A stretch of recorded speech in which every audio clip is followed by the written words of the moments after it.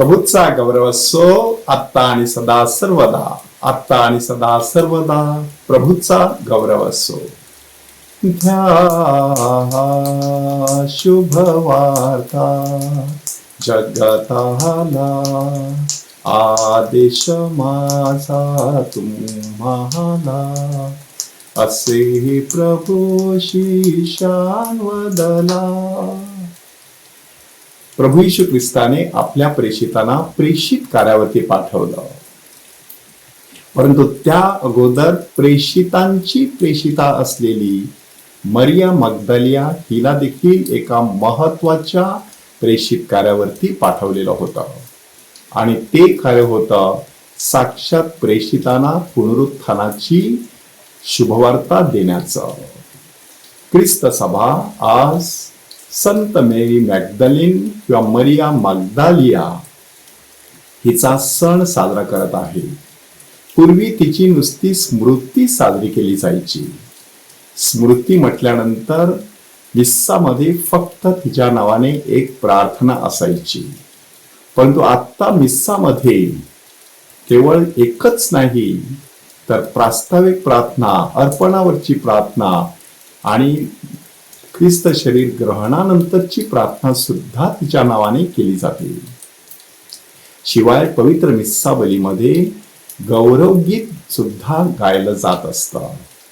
ह्या परमईशाला गीताद्वारे ख्रिस्त सभा जाहीर करते की मेरी मॅग्दलिन ही सर्वसामान्य स्त्री नव्हती, सर्वसामान्य संत नव्हती, तर ती साक्षात प्रेषितांची प्रेषिता होती. एवढं महात्म्य ह्या स्त्रीला प्राप्त झालं ते कोठून? मुळात ही स्त्री गालिलातील मागदाला नावाच्या गावची होती. तिच्या जीवनामध्ये 7 भूतांनी हैदोस घातलेला. आज भूत हा शब्द आपल्याला वेगळ्या पद्धतीने समजतो, परंतु त्या काळी भूत म्हटल्यानंतर वेगवेगळ्या प्रकारच्या विकृती किंवा विकार. भारतामध्ये आपण षडरिपू म्हणत असतो, म्हणजे 6 विकार आपण म्हणत असतो. काम, क्रोध, मद, मोह, मत्सर, लोभ, अहंकार, अशा प्रकारचे ते 6 विकार. परंतु इस्रायलमध्ये 7 विकृती मानल्या जायच्या, कारण 7 म्हटल्यानंतर परिपूर्ण आकडा. म्हणजे सगळ्या प्रकारच्या विकृतींनी मेरी मॅग्दलिनचं जीवन बरबटलेलं होतं. कुठेतरी तिने प्रभू येशू ख्रिस्ताच्या दिव्यत्वाचा अनुभव घेतला आणि तिचं संपूर्ण जीवन पालटून गेलं. गालिलाहून ज्या स्त्रिया जेरुसलेम पर्यंत येशूच्या मागे आल्या होत्या, त्या स्त्रियांमध्ये मेरी मॅग्दलिन सुद्धा होती. आपल्या पैशा अडक्याने त्या स्त्रिया येशूला मदत करत असत, असं संत लूकचं शुभवर्तमान अध्याय 8 वचन 1 ते 3 मध्ये आपल्याला सांगण्यात आलेलं आहे. काही धर्मपंडितांच्या मते हीच मेरी मॅग्दलिन, जी पापी स्त्री लूकच्या शुभवर्तमानात अध्याय 7 वचन 36 ते 50 मध्ये सांगितलेली आहे, तीच स्त्री असण्याची शक्यता आहे. असं असेल तर तिने आपल्या आसवानी येशूचे पाय धुतले, त्याचे पटापट मुके घेतले आणि सुगंधी असं द्रव्य ते त्याच्या पायाला लावलं. हे सगळं कसलं प्रतीक आहे? प्रचंड अशा निष्ठेचं.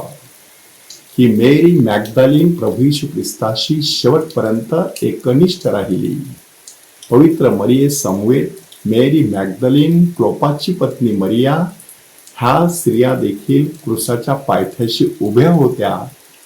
मरिया मग्दलिनाने येशूचे ते सगळे दुःख न्याहाळले. एवढंच नाही तर ती त्याच्याबरोबर ती क्रूसाची वाट चालत कालवारीपर्यंत पोहोचलेली आणि पुनरुत्थित ख्रिस्ताचं पहिलं दर्शन तिला घडण्याचं भाग्य तिला लाभलेलं आहे. प्रभू येशू ख्रिस्ताने तिला हाक मारली, मरिये, आणि त्या हाकेमध्येच तो प्रभू आहे हे तिने ओळखलं. परमेश्वर आपल्या नावाने आपल्याला हाक मारत असतो. आपण वळायचं म्हणजे जीवनामध्ये परिवर्तन करायचं. सगळीकडे प्रभू उभा असलेला आपल्याला दिसल्याशिवाय राहणार नाही. संत मेरी मॅग्दलीन हिला संत पोप जॉन पॉल दुसरे आणि प्रेषितांची प्रेषिता म्हटलेला आहे. आणि हे टायटल प्रत्येक ख्रिस्ती व्यक्तीला सुद्धा लागू पडतं की प्रभूकडून सुवार्ता घ्यायची आणि सर्वांना ती सुवार्ता नेऊन द्यायची. ती कृपा आपल्याला मिळावी म्हणून ह्या मिस्सामध्ये विशेष प्रार्थना करूया. प्रभूचा गौरव असो आत्ता आणि सदा सर्वदा.